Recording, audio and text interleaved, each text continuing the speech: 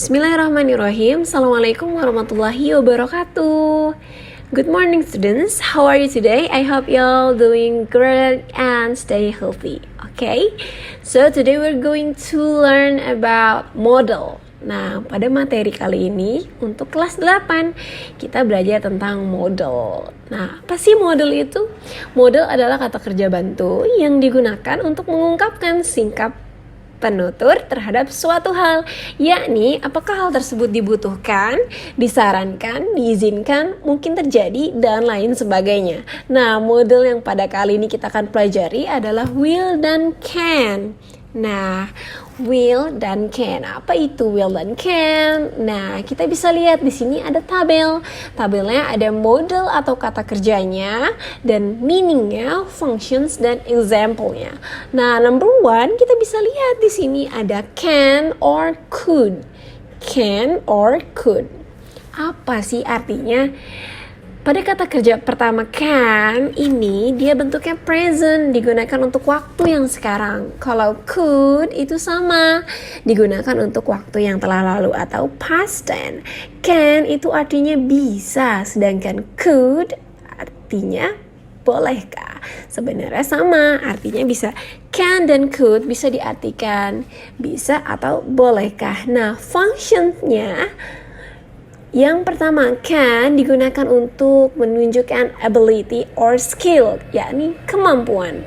Nah, sedangkan ketika can-nya diletakkan di awal kalimat, itu bisa berubah fungsinya menjadi permission atau meminta izin. Nah, nanti artinya dijadikan bolehkah ya kalau can-nya di depan kalimat, bukan bisa. Nah, bisa diartikan bolehkah atau bisakah, bukan bisa.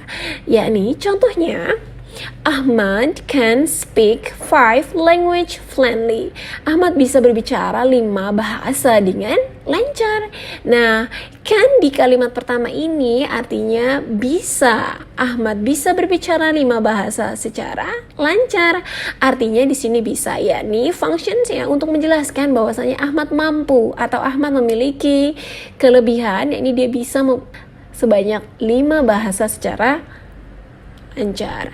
Nah, kalimat contoh yang kedua, can I borrow your book? Can-nya ada di depan kalimat. Seperti tadi Miss bilang, kalau can ada di depan kalimat, artinya bolehkah atau bisakah. Nah, ini functionnya permission, yakni meminta izin atau perizinan. Can I borrow your book? Boleh gak? Atau bolehkah aku meminjam bukumu? Seperti itu. Yang kedua, can't or couldn't or could not.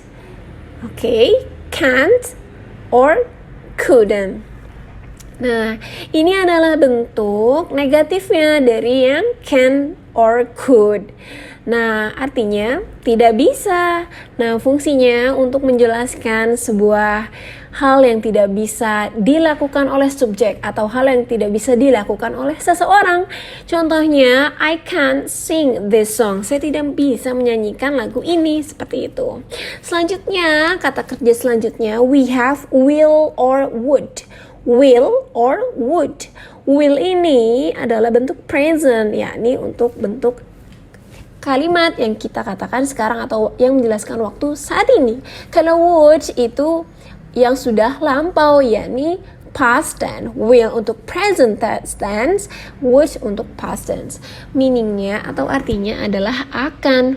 Fungsinya untuk menjelaskan tentang willingness. Willingness artinya adalah keinginan. Contohnya, I will send you a letter. I will send you a letter. Saya akan mengirimkan kamu sebuah surat. Nah, di kalimat ini modalnya adalah will, subjeknya I. Nah, di sini menjelaskan bahwasanya subjek I memiliki keinginan atau willingness untuk mengirimkan sebuah surat. Nah, selanjutnya ini adalah bentuk negatifnya, will not or wouldn't. Bisa dibaca won't, bisa dibaca won't atau wouldn't.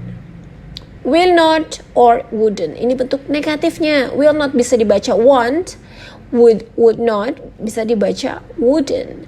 Artinya tidak akan, fungsinya unwillingness. sesuatu yang tidak akan dilakukan.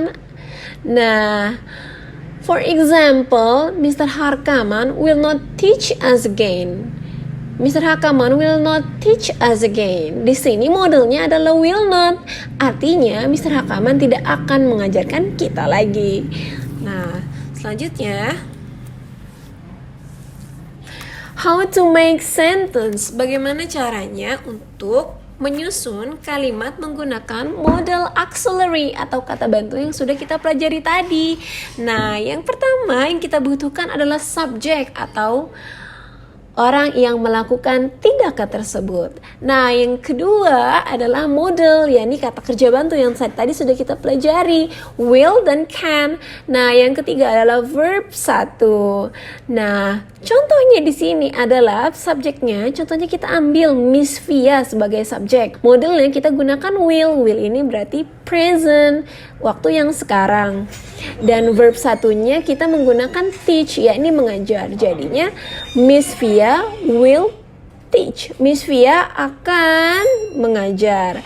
Nah, kalimat yang kedua, subjeknya adalah I, modalnya adalah cannot. Cannot ini adalah bentuk negatif dan dia sifatnya present tense, yakni untuk menjelaskan waktu yang sekarang.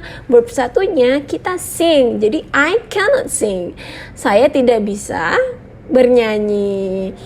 Dan ini bentuknya negatif ya, cannot ya, saya tidak bisa menyanyi. Jelas sampai sini?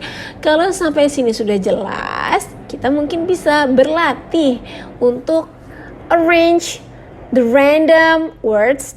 Coba kita belajar dulu. Di sini ada random words. Mungkin kita bisa belajar bagaimana caranya untuk menyusun kata-kata yang ada di atas menjadi sebuah kalimat yang seperti tadi Miss contohkan. Oke?